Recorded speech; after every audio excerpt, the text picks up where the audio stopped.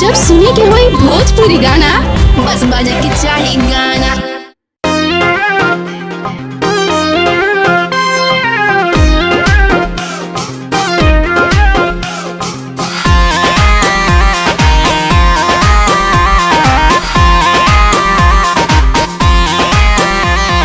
बसबो कटाई गइल मोहरबो छबाई, पिया घर जाइबू तू हमके भुलाई। बसबो कटाई गइल मोहरबो छबाई, पिया घर जाइबू तू हमके भुलाई। दोस्त नइखे एहमे हमारे बिना मर्जी के हो तात सदिया हो लगा